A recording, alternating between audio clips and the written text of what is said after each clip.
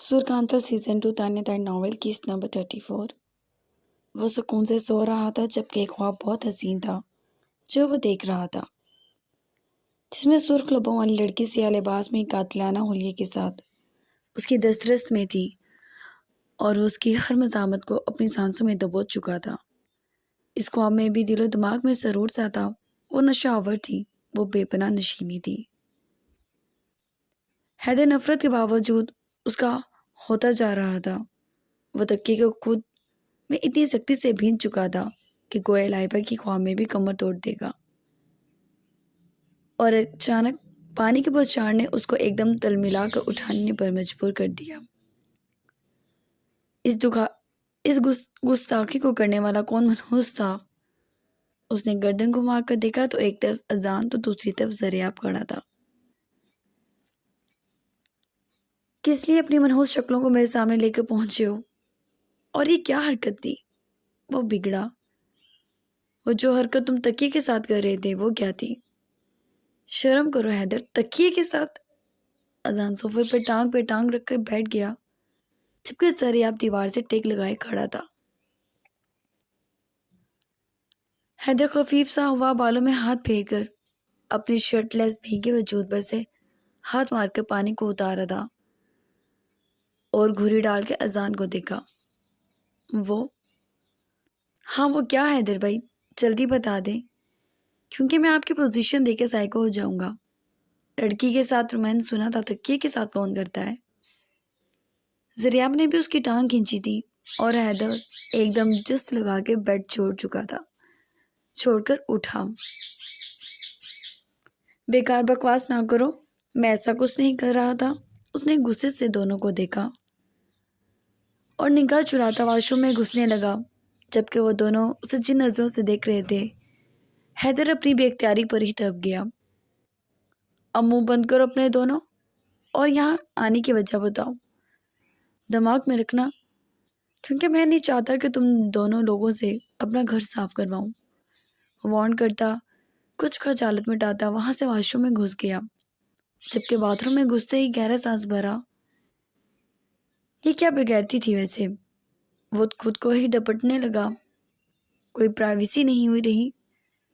वो नफी में सर हिलाता शावर खोल के शावर के नीचे खड़ा हुआ और जैसे ही आंखें बंद की वो मंजर फिर से उसी आबोताब से उसकी आंखों में चमकने लगा और हैदर फिर से खोने लगा। भाई बाहर भी निकलना है, कभी अंदर बैठ के शैम्पू की बोतल से रोमांस करने लग जाए। ज़रियाब की बात पे हैदर ने मुठियां भींच कर बंद दरवाजे को देखा और वही शैम्पू की बोतल दरवाज़ा खोलकर ज़रियाब की कमर में देकर मारी, जिससे वो तड़प उठा और अजान का कहका बुलंद हुआ। बहुत ज़ुबान चल रही है तेरी, बाहर निकल कर बताता हूँ तुझे। वो भड़का जबकि ज़रियाब ने बंद दरवाजे को घूरा था। अजान उससे मिलने आया था क्योंकि आज रात उन दोनों को, जो कि मुल्क के जाने माने बैरिस्टर थे, चोरों की तरह कमाल के घर में घुसना था। दूसरी तरफ ज़रियाब रात उसे ही उसके एकदम भागने की वजह से परेशान था। तभी वो यहाँ पहुंचा था और जब वो यहाँ पहुंचा तो अजान को देखकर उनकी थोड़ी सी मुलाकात हुई और उसके बाद जब हैदर को ज़्यादा देर हुई तो वो दोनों ही कमरे में दाखिल हुए तो सामने का मंजर देखकर हक्को दक रह गए। जबकि ज़रियाब कुछ शर्मिंदा होता कि अजान ने उसको शर्मिंदा होने से रोका और ये मशवरा दिया कि साइड टेबल पर पड़े पानी के जग से ज़रा इस रोमांटिक शहजादे के ख्वाबों को गीला करो। और ज़रियाब की भी आंखें चमक उठी तो उन्होंने वो जग फिर भर कर पानी से उसके ख्वाबों को भिगो दिया था। वो दोनों आपस में बात ही कर रहे थे तभी हैदर टॉवल से सर रगड़ता बाहर निकला और उन दोनों को देखने लगा, जो कि उसे दोनों ही सख्त जहर लग रहे थे। किस वजह से यहाँ आए हो?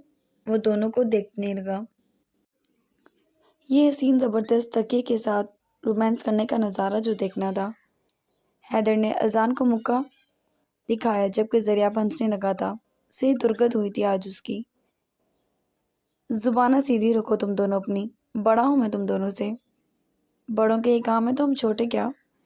ज़रियाब नफ़ी में सर हिलाता उठा। हैदर सर थाम गया। मतलब मौजू जो मिल गया था उन दोनों को। اس نے پھر ڈٹائی سے سر جھٹک دیا اور جس انداز میں سر جھٹکا یہ ثابت ہو گیا کہ وہ دوبارہ حیدر مرتضیٰ کے روم میں آ گیا ہے، جسے بے شرمی کا سرٹیفکیٹ اس کے باپ سے ہی ملا تھا۔ رومانس کی حصے ہونے چاہیے، ایسے ہی نہیں لڑکیاں مرتی مجھ میں، وہ ذرا اترا کر بولا جبکہ وہ دونوں سے گھورنے لگے۔ آپ کو کیا پتا ہم دونوں میں کتنی ہیں؟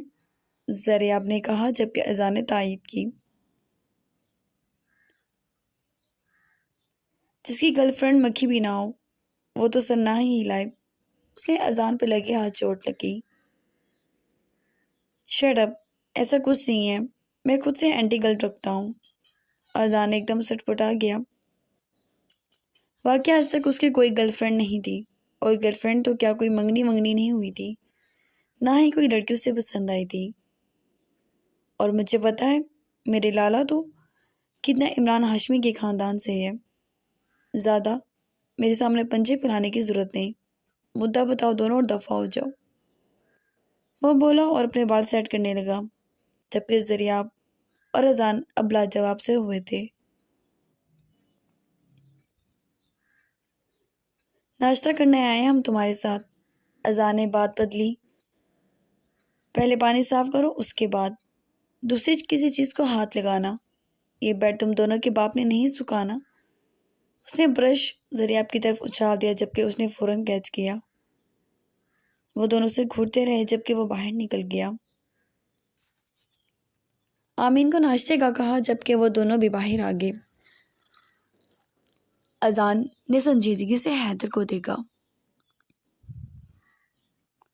کمال کے گھر کا سارا نقشہ اس USB میں ہے، میں تمہارے ساتھ یہ ڈسکس کرنا چاہتا ہوں تاکہ ہمیں کوئی ایشو نہ ہو۔ اذان کے اچانک کہنے پر زریاب نے چونک کر حیدر اور پھر اذان کو دیکھا، جبکہ حیدر نے اپنی پیشانی پہ 2 انگلیوں سے دباؤ ڈالا۔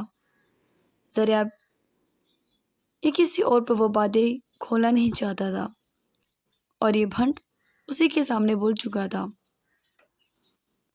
حیدر بھائی، زریاب نے اس کی صورت دیکھی۔ بات تو صاف ہے زریاب، تم بھی تو جانتے ہو کہ کمال کون ہے، تو مجھے بتاؤ دو، ورنہ میرے پاس اس تک پہنچنے کے 1000 طریقے ہیں۔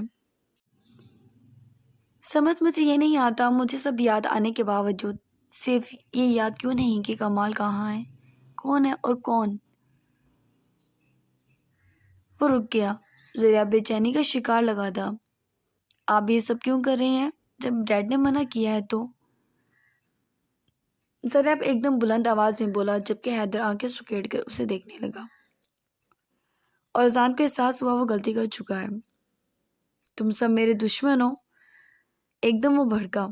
مجھے دنیا کے سامنے ذلیل کر دیا اس نے، وہ انسان جس کے بارے میں کچھ نہیں جانتا، وہ مجھے دنیا کے سامنے پاگل ثابت کر چکا ہے۔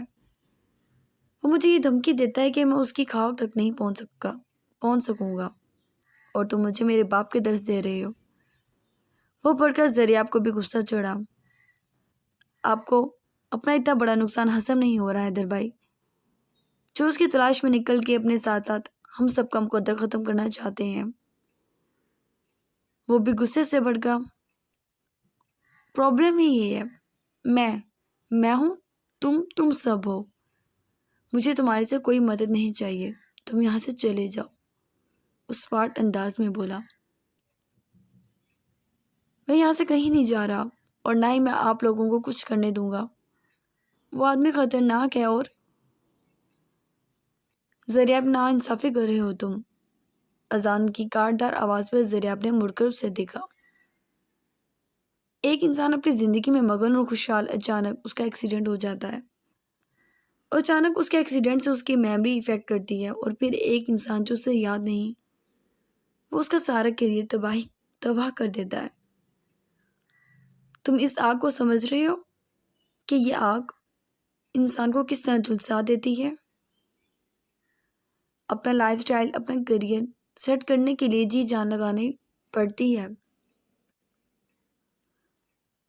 اور وہ زندگی جو ایک شخص جیتا آیا ہے وہ چھوڑ کر تمہاری جیسی زندگی نہیں گزار سکتا، اور نہ ہی تم اس کے جیسی گزار سکتے ہو۔ پھر کیوں تم اپنے بھائی کو یہ فیور نہیں دے رہے یہ بتا کے کہ کمال کون ہے؟ اذان بولا حیدر کو اس کی سپورٹ کی ضرورت نہیں تھی۔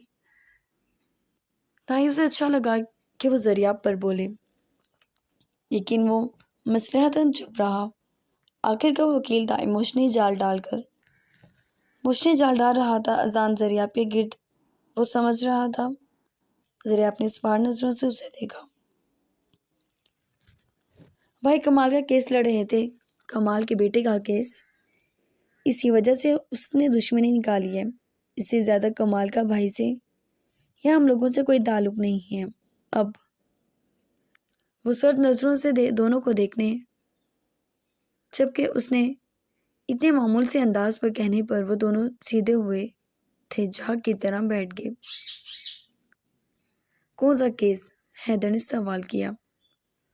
مجھے علم نہیں، آپ کا کیس تھا، آپ جانتے ہیں۔ ذریعہ اپنی صاف جھنڈی دکھائی۔ حیدر لب دبا گیا، اذان بھی پیچھے ہو گیا۔ لیکن یہ آپ کیا کر رہے ہیں؟ جو ہو گیا سو ہو گیا۔ آپ ٹھیک ہو گئے ہیں، ڈاکٹر کامران پر آپ کا سیشن ہے جس میں وہ آپ کے حالات کے بارے میں بتائیں گے۔ آپ خود جائیں گے کہ آپ نے کتنا ریکور کیا ہے۔ اب اس بات کو چھوڑ دیں حیدر بھائی، وہ آدمی کچھ نہیں ہے، ذریعہ بولا، جبکہ حیدر مسکرا دیا۔ پھر بھی وہ بہت کچھ کر گیا، حیدر تلخی سے بولا۔ جان تو میں گیا ہوں کہ اس بات میں کتنی حقیقت ہے، لیکن میری نظروں میں تمہارا بھی مقام انہی سب لوگوں جتنا رہ جائے گا جو ہمیشہ سے مجھے اکیلا چھوڑ کے خاموش ہوتے تھے، خوش ہوتے تھے۔ وہ باپ پر طنز کرتا سر جھٹک گیا۔ آپ سے بدگمان ہوتے ہیں، میں سچ بتا چکا ہوں۔ حیدر کا دل کیا اس کے سر پہ کوئی چیز دے کر مارے۔ اگر اتنا ہی بیکار سچ تھا تو اس سے پہلے اتنا سسپینس کیوں بنا رکھا تھا اس کے گرد؟ خیر امین، ناشتہ لگاؤ۔ اس نے وہ فلیش اپنے پینٹ کی پاکٹ میں ڈالتے امین سے کہا۔ زان نے اس کی جانب دیکھا اور دونوں چپ ہو گئے، جبکہ ذریعہ اب تو بے چین ہو گیا تھا۔ نہ اس کے بعد اس سے کچھ کھایا نہیں گیا۔ حیدر اپنا مزید نقصان کر لیتا، وہ بے چینی سے بیٹھا تھا، جبکہ حیدر اس کی کیفیت کو محسوس کرتے اچانک کی کانٹا پلیٹ میں چھوڑ کے کھول کر ہنسا۔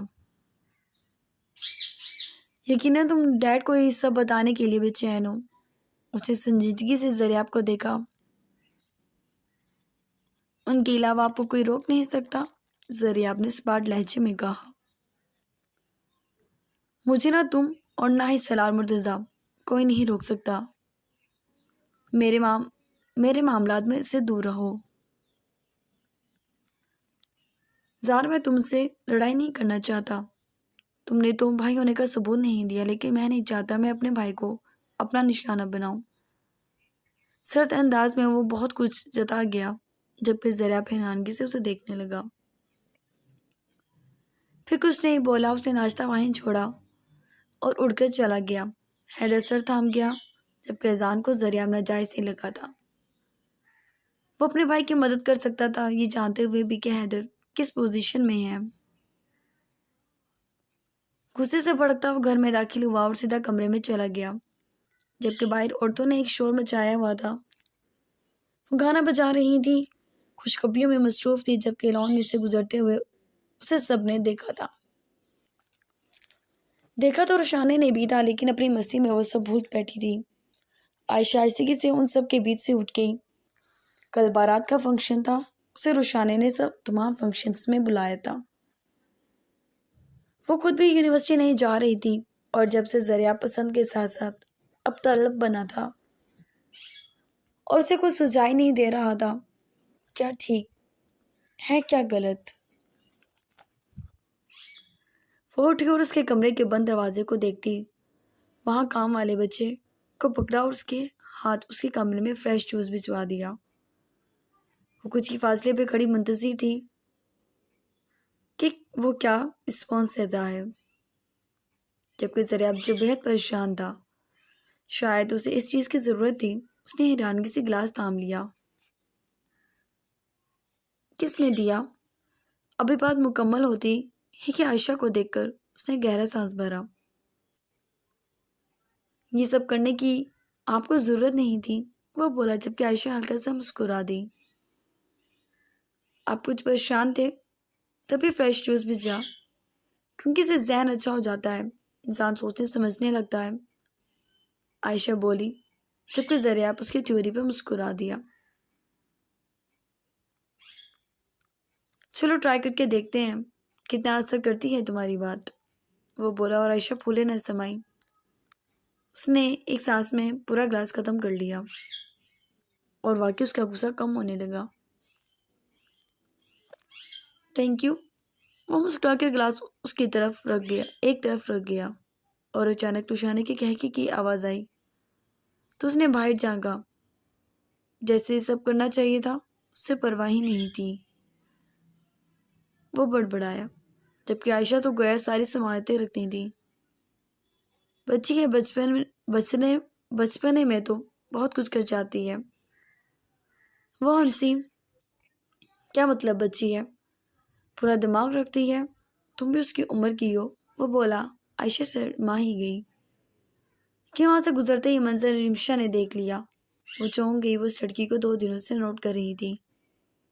کہنے کو تو وہ لڑکی رشانے کی دوست بن کے آتی تھی، لیکن ہر وقت وہ گھر کے معاملات میں گھنسی رہتی تھی، اور زریاب کے ارد گرد بھی کئی بار دیکھا تھا۔ اس نے اپنی بیٹی کو دیکھا جو بلا وجہ لڑکیوں کو زنور سہیلیوں کے بیچ ہنس رہی تھی اور گانا گا رہی تھی۔ رمشا کو رشانے کی لاپرواہی پر سخت غصہ چڑھا تھا۔ وہ لڑکی زریاب سے باتیں کر رہی تھی۔ رمشا بے چین ہو گئی اور کچھ دیر بعد وہ دوبارہ رشانے کے پہلو میں بیٹھ گئی۔ رمشا غصے سے پلٹ گئی۔ تم کھوٹ مغز ہو رشانے، رمشا نے بیٹی کو کمرے میں بلایا اور اس پر برہم ہوئی۔ مما ہر بار یہی کہتی ہیں، وہ منہ پسوڑ گئی۔ بس رشانے، بچپنا بہت ہو گیا۔ اگر تو تم نے اپنا گھر بسانا ہے اور اپنے شوہر پر تمہاری کوئی توجہ نہیں ہے۔ کل بھی حمنہ نے مجھے بتایا کہ کچن میں زریاب آیا تو تم مزے سے شیلف پہ بیٹھی رہی، اور تمہاری وہ دوست، کیا نام ہے اس کا؟ ہاں، عائشہ، اس نے زریاب کو پانی دیا۔ رشانے اپنی ہنسی روکتی ماں کی باتیں سن رہی تھی۔ مما تو آپ مجھ سے کیا ایکسپیکٹ کر رہی ہیں؟ جہاں زار ہو میں وہاں کارپیٹ بن جاؤں، وہ لاپرواہی سے بولی۔ رشانے، تم کیوں مجھے غصہ دلوا رہی ہو؟ وہ غصے سے بولی، جبکہ رشانے نے سر جھٹکا۔ زار مجھ سے بہت پیار کرتے ہیں اور وہ میرے علاوہ کسی میں انٹرسٹ نہیں لے سکتے، تو آپ تمام باتوں کو بھول جائیں پیاری مما، اس نے بڑے مان سے کہا۔ رمشا نے گہرا سانس بھرا۔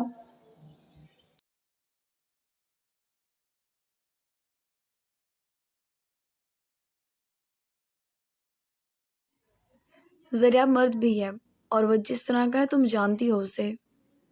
ہاں پتہ ہے، دقیانوسی ہے، وہ ہنسی۔ رشانے، سنجیدہ ہو جاؤ، اس نے گھورا تو رشانے نے اپنے دانت سمیٹے۔ اوکے، اب سنجیدہ؟ کہاں ہے میرے سرتاج؟ میں انہیں ڈھونڈ کر انہیں پانی پلاتی ہوں، وہ گھوم کر بولی، جبکہ رمشا نفی میں سر ہلانے لگی، اور وہ مزید اس کی کوئی بات سنے بنا باہر نکل گئی۔ رمشا کو اس کی بہت فکر تھی، وہ بہت لاپرواہ تھی ہر چیز سے، یہاں تک کہ اپنے رشتے سے بھی۔ رشانے شرارتی نظروں سے ارد گرد زریاب کو ڈھونڈ رہی تھی، اور وہ لون میں کسی سے بات کرتا دکھائی دے گیا۔ اس نے سب لوگوں کو پہلے دیکھا کہ کون کہاں ہے، اور اس کے بعد پانی کا گلاس بھر کر، سر پر دوپٹہ لے کے، گھونگھٹ نکال کر، گھونگھٹ اس کے ہاتھوں تک آ رہا تھا، اور وہ پانی کا گلاس لے کر لون میں آ گئی۔ زریاب لائٹس اور ڈیکوریشنز والوں سے بات کر رہا تھا۔ کل کی ارینجمنٹس بھی مرتضیٰ ہاؤس کے لون میں تھیں، اور اچانک ہی رشانے نے اپنے ہاتھوں میں پکڑا پانی کا گلاس اس کی جانب بڑھایا۔ سرتاج، پانی نوش فرمائیں، بول بول کر آپ کا گلا مبارک سوکھ گیا ہوگا۔ وہ ایسے بولی کہ زریاب جا حیران رہ گیا۔ وہیں وہ آدمی رشانے کو دیکھنے لگے۔ رشانے کی جانب دیکھا جو بےحد معصومیت سے آنکھیں پٹپٹا رہی تھی، جو کہ باریک بٹے سے دکھ رہی تھی۔ زریاب نے ان آدمیوں کو رشانے کو اگنور کر کے فارغ کیا۔ رشانے یوں ہی کھڑی، وہ آدمی پاگل رشانے کو دیکھ کر وہاں سے چلے گئے، جبکہ زریاب سینے پہ ہاتھ باندھ کر اسے دیکھنے لگا۔ کیا ہوا؟ آپ ہمارے ہاتھ سے نہیں لیں گے؟ وہ بولی، جبکہ زریاب نفی میں سر ہلا کر گلاس تھام گیا اور کچھ فاصلے پہ پڑی کرسیوں پر بیٹھ گیا۔ بڑی دیر سے خیال آیا، بیوی محترم، اس نے بھی اسی کی ٹون میں طنز کیا۔ رشا نے البتہ کھلکھلا دی اور اپنا آنچل ہٹایا تو وہ حسین چہرہ اس کے سامنے آ گیا۔ دیکھا، میں نے کہا نہیں تھا آپ مجھ سے خفا ہو ہی نہیں سکتے۔ اماں بینا، انہیں لگتا ہے آپ میرے ہاتھوں سے نکل جائیں گے اور میں آپ کو قابو میں کر لوں۔ وہ موٹیاں بھینج بھینج کے بولی، جبکہ زریاب اس کی شکل دیکھنے لگا۔ اتنا مان کیوں ہے تمہیں مجھ پر؟ میں نے دھوکہ دے دیا تو؟ اس نے کہا، جبکہ رشانے ہنس دی۔ آپ کو میرے علاوہ کوئی نہیں مل سکتی، یہ یاد رکھیے گا۔ اور ہاں، کل کی تعریف باقی ہے۔ کتنے بے مروت ہیں آپ تو، مجال ہو تعریف کی ہو۔ کل کتنی محنت سے تیار ہوئی تھی میں۔ وہ بولتی جا رہی تھی۔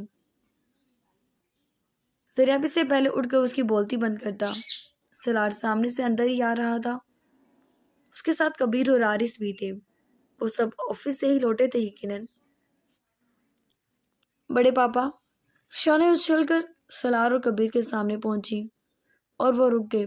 اس شرارتی لڑکی کو مسکرا کر دیکھا اور اس سے باتیں کرنے لگے۔ زریاب پر سوچ ہو گیا کہ آیا کہ وہ حیدر کی بات اسے بتائے یا نہیں، یا وہ حیدر کی مدد کرے۔ وہ سوچنے لگا۔ وہ ہاسپٹل میں داخل ہوا اور ریسیپشن پہ کھڑے پر ڈاکٹر کامران کا پوچھ کے وہ سیڑھیاں چڑھنے لگا۔ سیڑھیاں چڑھ کے وہ ابھی دوسرے فلور پر پہنچا ہی تھا کہ سامنے سے لائبہ آتی دکھائی دی۔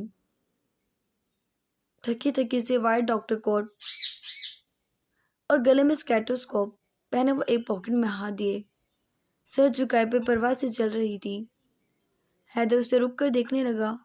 وہ تھی ہی ایسی، اور ابھی لائبہ اس تک پہنچتی اور اس کے چوڑے سینے سے ٹکرا جاتی کہ تبھی بیچ میں ایک اور ڈاکٹر حائل ہو گیا۔ تھک گئی ہیں میڈم آپ؟ وہ ڈاکٹر خوش اسلوبی سے بولا۔ حیدر پیچھے ہی کھڑا تھا اور لائبہ اس ڈاکٹر کے اوٹ میں چھپ گئی۔ وہ ہلکا سا مسکرا دی۔ نہیں ڈاکٹر ارحم، ہم بالکل ٹھیک ہیں، البتہ آج آپ کی سرجریز تھی، آپ ضرور تھک گئے ہوں گے۔ اس نے فارمل سے انداز میں کہا۔ یار میرا کیا ہے، مرد ہوں، سب جھل جاؤں گا، اب تو ایک نازک سی لڑکی ہے۔ وہ ہنسا، لائبہ بھی ہنس دی۔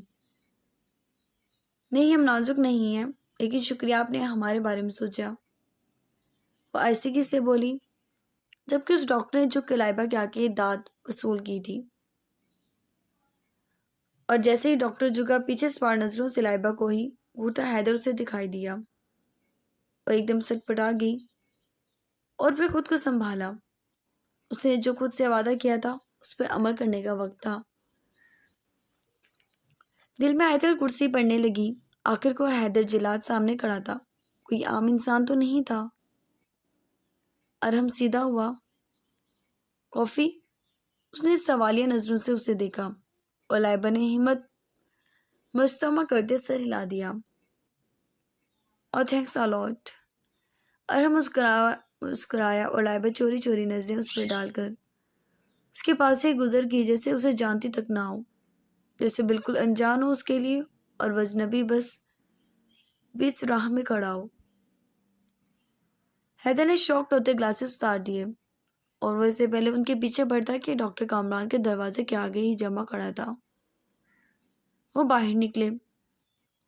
آؤ حیدر، آؤ، اندر آؤ، وہ پہچان کے بولے، جبکہ وہ پیچھے ایک نگاہ دے کر اندر داخل ہو گیا۔ یہ بیکار انسان آپ کا بیٹا ہے نا؟ وہ چیئر کی سیٹ کے بیٹھ گیا، جبکہ ڈاکٹر کامران نے اس کی جانب دیکھا۔ کون ارحم کی بات کر رہے ہو؟ وہ پوچھنے لگے۔ جی بالکل، اس کو کہیں میری بیوی سے دور رہے۔ وہ ٹیبل پہ ہاتھ مارتا بولا۔ ڈاکٹر کامران مسکرا دیے۔ تو تم بالکل ٹھیک ہو گئے ہو۔ وہ ہنسے اور اسکرین گھما کے اس کے سامنے کی۔ ارم اور لائبہ کینٹین میں تھے۔ تمہیں نہیں لگتا تمہاری بیوی اپنی مرضی سے ہے یہاں؟ وہ اس کے فیس ایکسپریشن دیکھتے بولے۔ اس کی تو ایسی کی تیسی۔ وہ دانت پیس کر سوچنے لگا۔ اینی ویز کیسے ہو؟ وہ سکون سے پوچھنے لگے۔ گدھا ہوں، پاگل ہوں، وہ چڑ کر بولا۔ ڈاکٹر کامران سے جب بھی ملا تھا اسی طرح بس دونوں کو مرنے مارنے پر تلا رہتا تھا۔ مجھے لگتا ہے تمہیں محبت ہو گئی ہے، ڈاکٹر کامران بولے۔ تو وہ اچانک انہیں دیکھنے لگا۔ کیا مطلب ہے؟ تمہاری بیوی سے بھئی؟ وہ مسکرائے۔ معلوم نہیں، محبت ہے۔ فی الحال تو میرا میٹر گھوم رہا ہے اور اس کی ذمہ دار یہ آپ کی ڈاکٹر نہیں ہے جسے اپنا وکیل پن دکھانا ہی پڑے گا۔ یہ لڑکی مجھے اگنور کرے گی؟ وہ بھڑکتا ہوا باہر نکل گیا، جبکہ ڈاکٹر کامران ہنسی اور نفی میں سر ہلانے لگے۔